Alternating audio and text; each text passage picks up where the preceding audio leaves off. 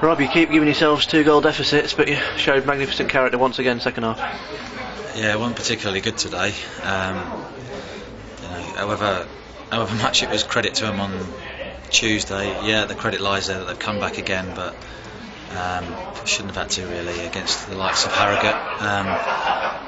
It's a different proposition to Alfreton, and we weren't at the races today. I can stand here and make excuses, but we don't feel we do that at this club. The players are honest enough to look at themselves and know that the performance wasn't anywhere near it should be first half, and we could say that they were tired and this and that, but that doesn't sit right with me, and it doesn't sit right with the players, I don't think. I said to them after the game that you might not be having a great time with it on the ball, but you can run, you can chase, you can head, you can tackle. And if I'm honest, there wasn't anything like that in the first half. We never got near anybody.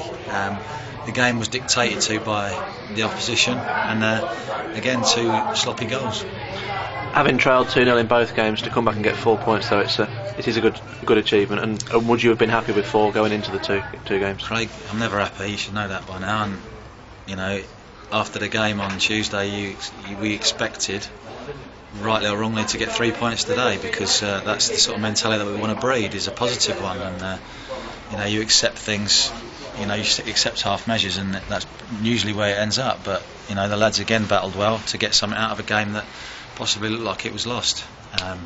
So positive is that we picked 4 points up out of the 2 games where probably people would have looked at on paper and said that would have been a good result, but around the other way, possibly a draw of Alfreton and a win today. But it is what it is, it's 4 points. And Spencer's turn today. He's had a bit of a tough time recently, been on the bench, not a lot of goals, but 2 crucial goals today. Well, Spen's an honest player. Probably his biggest critic is himself. He was just a bit down in the dumps recently with the fact that he wasn't feeling 100%, niggles and knocks and everything else. So, it was a time for him to come out of the team, and Miles came in and did reasonably well, and then Nui came in on Tuesday and scored a goal, and ultimately it was a winning team. So it would have been harsh for anybody to have been left out today. Possibly with hindsight, it's a great thing to have, but we didn't have it. We might have changed it around a little bit to allow for some tired legs, but Spencer's come on and shown us what he's about. His first goal was superb. Turn and finish in pretty much one movement, which left the goalkeeper nowhere near it. And then obviously second one drops down and it's a scramble, and he just toe pokes it in. And a word for Ricky Drury, a tough baptism in at 20-3, I think, for his debut. Not a lot of time to think about it. Is that sometimes the best way? Possibly, yeah. Credit to Ricky. He's been training with us for the last few weeks, and he's done exceptionally well in training. He just mixed in with the lads. He's not overawed by it. Both him and Andy Hewitt, the other young keeper, have come in and worked hard. Danny's been playing with damaged ankle ligaments for the last 3 games, so credit will go to Dan that he's actually battled through. It's been a real tough ask to try and get a goalkeeper in. A lot of clubs now at the level up and the level above that only run with 2 goalkeepers, and they're not prepared to let one of them go. So we hoped we'd have one tied up, and he let us down on the Friday night, so last week. So that was disappointing, but you can only get goalkeepers if they're available. I mean, we could have easily gone and got a young kid out of a pro team, probably not played men's football before, and Ricky's coming today, and I've got to be honest, it was no fault for the 2 goals. Again, he's not really had any shots to save after the 2 goals.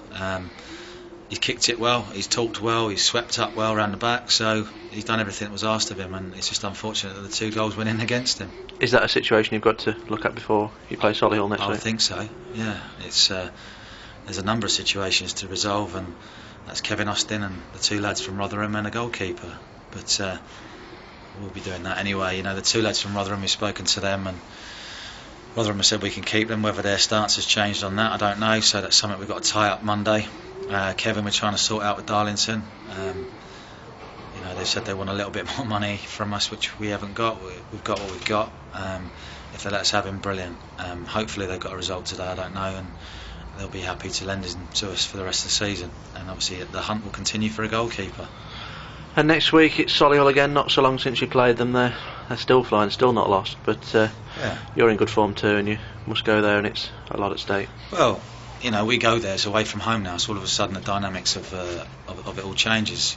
We haven't got to come out and attack as openly as we do at home, where teams have obviously in the last couple of games been able to exploit that. But we played Solihull here, and they were nice and organised, and they've obviously got a bit of momentum up for the sad reasons that they got at their club, and that's obviously given them an incentive to do really well, and they've got that. But what we've got to try and do is go there and be a little bit more solid than we have been in the last couple of games defensively, and offensively be better with the ball in the right areas. But we by no means go there overly concerned that we're going to get swept aside, because that's not in our mentality.